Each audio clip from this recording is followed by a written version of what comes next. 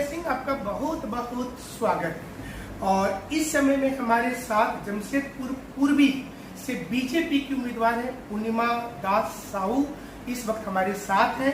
तमाम मुद्दे हैं, कितना बड़ा अड़चन होगा। और ये पहले पूर्णिमा जी, एक सवाल जो कि बहुत सारे बच्चों ने हमें मैसेज करके रखा था कि जब आप मिलेंगे तो उनसे पूछिएगा। देखिए, हमारे झारखंड में सब कुछ है, युवा नौकरी में भारी परेशान है। जो नौकरी होता है उसमें कुछ ना कुछ आरोप लग जाता है, भैया पेपर लीक हो गया, गड़बड़ हो गया, आंदोलन कर रहा है स्टूडेंट, लाठीचार्ज हो जाता है। क्या आपको ऐसा लगता है कि आपके ससुर जी जो थे जिस समय में यहाँ पे मुख्यमंत्री थे और अभी तो राज्यपाल है, तो वो जिस वक्त मुख्यमंत्री थे तो नौकरी मिला था युवा को ज्यादा? जी, आप खुद पिछले जो इनके कार्यकाल के समय की जो है सारी डिटेल्स निकलवा के देख लीजिए कि कितने लोगों को रोजगार मिला है, और अभी के डिटेल उठा के देख लीजिए कितने लोगों को रोजगार मिला। रोजगार की बात तो छोड़िए, यहाँ तक कि जब परीक्षा ही सफल नहीं हुई तो रोजगार कहाँ से प्राप्त होगा। परीक्षाएं ही रद्द पे रद्द हुई जा रही, पहले लीक होता है, फिर रद्द होता है, उसके बाद फिर डेट दिया जाता है, फिर लीक होता है। ये जो भाई है जो कांग्रेस और झारखंड मुक्ति मोर्चा जो पार्टी चला रहे हैं, इनका नाम तो पेपर लीक मोर्चा होना चाहिए मेरे हिसाब से, क्योंकि बार बार ये जो पेपर लीक होने की जो घटनाएं आ रही है, इससे जो हमारे युवा साथीगण है उनके मनोबल को हानि पहुंच रही है, उनका मनोबल गिरता चला जा रहा है। ऐसा लग रहा है पूर्णिमा जी कि इसमें बड़े बड़े लोग शामिल हो सकते हैं पेपर लीक? बिल्कुल बिल्कुल बिल्कुल। अब इसमें जो लोग शामिल है उनकी जो है बातें भी हो रही है, पर वो खुले तौर पे नहीं हो रही है कि ये लोग शामिल है। पर जब हमारी सरकार आएगी तो हमारे नरेंद्र मोदी जी ने भी कहा है कि एक जो 3 लाख करीबन 3 लाख जो युवा हैं उन्हें जो है पद जो खाली है उन्हें वो स्थान दिया जाएगा। अच्छा, वो जो वैकेंसी और ये लोग का जो पेपर लीक का मुद्दा है, ये क्या आप लोग आएंगे जब सत्ता में तो क्या इस पर जांच करेंगे, रद्द करने की ओर में जाएंगे, जो एग्जाम को इस सरकार ने लिया और जिस पर इतना विवाद चल रहा है कि पेपर लीक हो चुका है? जी, अब हम अगर हमारी भारतीय जनता पार्टी की एनडीए की जो सरकार बनती है झारखंड में, तो जी पहले तो इस सभी चीजों की जांच होगी, उसके बाद ही हम जो है और युवाओं को जो अवसर प्रदान करेंगे, क्योंकि जांच होना बेहद जरूरी है कि चूक कहाँ पे हो रही है और कौन लोग जो है अपराधी है। अच्छा, कौन लोग शामिल है, कौन कौन लोग इसमें शामिल? पूर्णिमा जी, क्या आप जब चुनाव लड़ने निकली पहली बार, और आपको देखने से ऐसा नहीं लगता कि पहली बार चुनाव लड़ रहे, काफी आप अनुभवी जैसा आपकी बातचीत है, क्या लगता है कि एक महिला सिर्फ घर में रहना चाहिए या राजनीति को बेहतर करने के लिए बाहर आने का भी समय आ गया?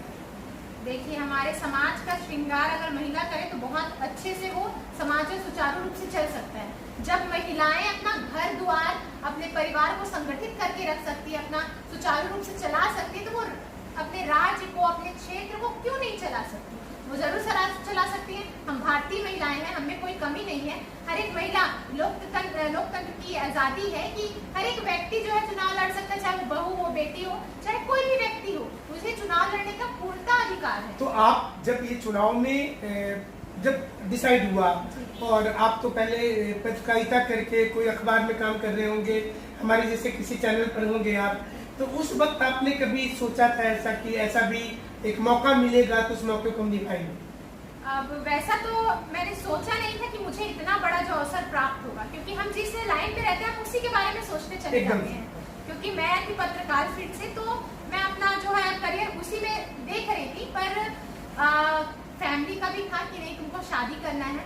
तो जैसे शादी मेरी हुई, यहाँ आई, मेरा नॉर्मल समाज में बहुत ज्यादा सामान्य परिवार से जो है बिलोंग करती हूँ। मेरा कोई ऐसे मैं ऊंचे दर्जे या ऊंचे परिवार से बिलोंग नहीं। मतलब लोगों को ऐसा लगता होगा नहीं, पूर्णिमा बहू है तो मतलब गाड़ी घोड़ा बंगला वैसा होगा उनका वहाँ मतलब मायके में, तो ऐसा कुछ है क्या? नहीं, बिल्कुल नहीं। मेरे घर मेरी एक स्कूटी है, वो भी मेरी बहन लेके चली गई है, और कुछ भी नहीं है। और पिताजी का जो है वो अपना चलाते हैं, काम करते हैं, अपना जो गाड़ी का काम करते हैं, साइकिल वगैरह बेचने का काम। अच्छा, बहुत सवाल पूछेंगे कि अगर आप पूर्वी विधानसभा को देखते हैं, क्षेत्र में जा रहे होंगे, क्या लगता है कि आपको क्या 3 प्राथमिकता बता दीजिए, क्या करेंगे? जैसे जैसे मैं जनता के बीच में जा रही हूँ, उनसे मिलने जा रही हूँ, उनके घरों में जा रही हूँ, तो मुख्य समस्याएं हैं पानी, बिजली और नल, और उसके अलावा एक और समस्या है जल जमाव। अच्छा, मतलब जहाँ भी है तो बिजली पानी का मतलब कोई ठीक नहीं है, बाड़ी बस्ती बिरसा नगर हमारी दिक्कत। उनका यही कहना था कि आपके जब ससुर जी का कार्यकाल था तब तक तो सब ठीक था। अच्छा, रघुवर दास जी जब मुख्यमंत्री थे, हाँ, तब तक ठीक था। जैसे उनका कार्यकाल चेंज हुआ है उसके बाद से यहाँ पे सारी जो विषमताएं हैं वो सारी आने लगी हैं और कोई हमारी ध्यान नहीं दे रहा है। तो आप जरा देखिए ये सड़क जो है आपके, एक पुल मैंने देखा था इधर बिरसा नगर के साइड एक पुल था, वो पुल आधा ही बना हुआ है, उसे कंप्लीट नहीं किया गया अभी तक।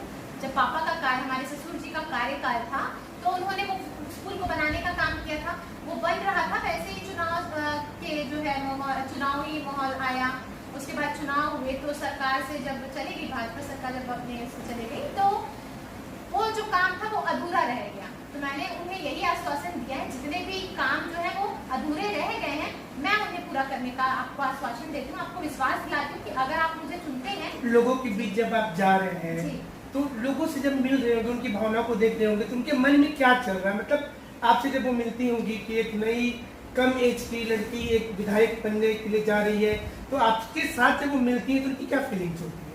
देखिए, सबसे ज्यादा उत्साह तो महिलाओं को है। उन्हें बहुत खुशी हो रही है कि एक महिला जो है उनकी लाठी बन रही है, एक महिला उनकी लाठी बनकर उनकी आवाज रखेगी, उनकी बातों को सुनेगी। और सबसे अच्छी बात है वो महिला और हम भी महिला, उनकी समस्याएं जो है सीधे तौर पर खुद से जुड़ सकती हैं, इसलिए वो ज्यादा खुश है। पूर्णिमा जी जा रहे हैं तो मतलब जीत और हार को झुकते चलिए, आपको क्या लगता है आप जीत रहे हैं चुनाव? देखिए, चुनाव मैं नहीं लड़ रही हूँ, चुनाव लड़ रही है यहाँ की जनता, यहाँ की महिलाएं, वो अपने अधिकार के लिए लड़ रही है। बस मैं एक प्रतिबिंब हूँ कि मैं उन्हें जो है आगे बढ़ाने का जो है काम कर रही हूँ, सिर्फ मैं प्रतिबिंब हूँ। चुनाव वो लड़ रहे हैं, तो बस यही कहना चाहूंगी, जनता अगर चाहेगी तो जरूर।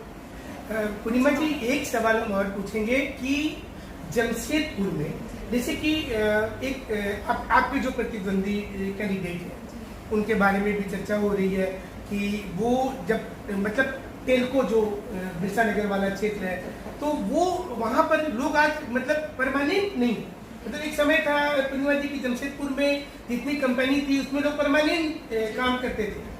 क्या आप जब सत्ता में अगर आते हैं तो क्या आप ऐसा दबाव बना सकते हैं कि मजदूर जो है उनको इमीडिएटली निकाला नहीं, जैसे आज मतलब मजदूर को निकाल दो, चलो यार कल से ड्यूटी नहीं आना है, तो वो क्या उसके लिए कुछ विजन है कि करेंगे? जी, मैं उसके लिए पूरा बेहतर जो है वो प्रयास करूंगी, क्योंकि मैं भी देख रही हूँ जैसे कि अभी तो हम ये भी कह सकते हैं कि जो कांग्रेस और जेएमएम की सरकार है वो युवा विरोधी, महिला विरोधी और मजदूर विरोधी सरकार है। जो हमारे ये और यहाँ से जो डॉक्टर साहब हैं, जी डॉक्टर अजय जी जो कहते हैं कि वो मजदूर प्रेमी है, मजदूर के हितैषी बने फिरते हैं जो, तो उन्हें मैं बता दूं कि मजदूर जो है वो अब जान गई है कि आपने टाटा मैनेजमेंट में रहते हुए कैसे उनके अनुदान की राशि, उनकी जो हॉस्पिटल जो मेडिकल सेवाएं थी उन्हें बंद करवाई थी, उनकी नीतियों को जो है बदला था। तो मजदूर को भी पता है, मजदूर भाइयों को भी पता है कि कौन उनके लिए सही है और कौन गलत है, अब वो उन्हें बताएंगे। जी पूर्णिमा जी, एक सवाल और, मतलब आपके पास बहुत कम समय, सुबह से आप निकलती होंगी और देर रात को घर आती होंगी, आप इस बीच में आपके बच्चे भी जी तो कैसे मैनेज कर रहे हैं? मतलब एक परसेप्शन लोगों को बता रहे थे घर से महिला निकली और घर में बच्चा भी देखना है, मतलब परिवार भी देखना है, तो कैसे आप मैनेज कर रहे हैं? वो अब महिलाएं सभी चीज मैनेजमेंट जो है वो कहते हैं ना, महिलाएं जब शादी होती है सारा मैनेजमेंट वो सीख जाती है, अपने आप सीख जाती है, उनको घर संभालना आ जाता है, उनको परिवार में रहना आ जाता है, सारी चीजें कॉम्प्रोमाइज करना सीख जाती है। महिलाओं में ये सबसे अच्छी खूबी मानी जाती है।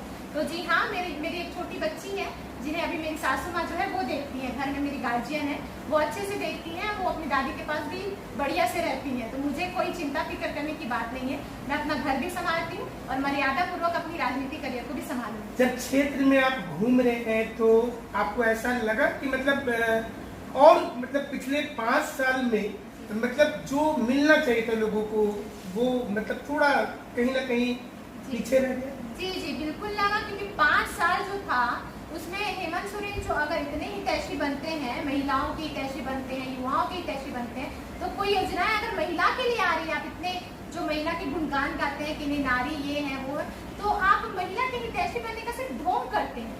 ये जो है सिर्फ झूठ और ठग की नीति करते हैं, महिलाओं को ठगने का ही काम किया है। हमने सुना कि बहुत सी महिलाएं अभी आंदोलन कर रही हैं कि मतलब एक महिला का अपमान कर रहे हैं, जो है कि कैंडिडेट हैं डॉक्टर साहब, कि वो अपमान कर रहे थे महिलाओं को लेकर के। उधर इरफान अंसारी जी उल्टा पुल्टा बोल दिए थे चिता सोरेन के बारे, आपके बारे भी कुछ बोल दिया गया कि कैसे करेगी, कैसे संभालेगी, तो आज इस पर आप उन्होंने कहा था कि रात में निकलने वाली बात कही थी उन्होंने, मेरे रात में निकलने वाली बात पर उन्होंने टिप्पणी की थी।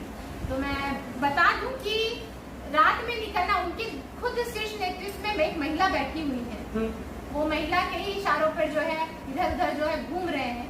पर मैं डॉक्टर साहब से यही कहूंगी कि आपको महिला का सम्मान करना चाहिए, और अगर कोई महिला निकल रही है अपने घर से बाहर, अपने परिवार को छोड़कर, वो सेवाएं प्रदान करने निकल रही है, जनता की सेवा करने निकल रही है, तो आपको उसे प्रोत्साहन करना चाहिए कि आप निकलिए। तो मुझे लगता है वो थोड़े डर गए हैं महिला शक्ति को देखकर। पूर्णिमा जी, अगर मान लीजिए कि इस दौरान मतलब कभी डॉक्टर साहब और आप आमने सामने हो गए तो आप उनको प्रणाम कर लेंगे? जी बिल्कुल करूंगी, भले राजनीति में जो भी हो। आप आशीर्वाद लेंगे उनसे भी? जी, वो मेरे बड़े हैं, बड़े भाई के जैसे हैं, मैं उनका आशीर्वाद जरूर लूंगी, और मुझे पता है वो देंगे आशीर्वाद। पर मैं अपना फर्ज निभाऊंगी, जो मेरा फर्ज, मेरा जो कर्तव्य वो कहता है वो मैं निभाऊंगी। चलिए, ये थी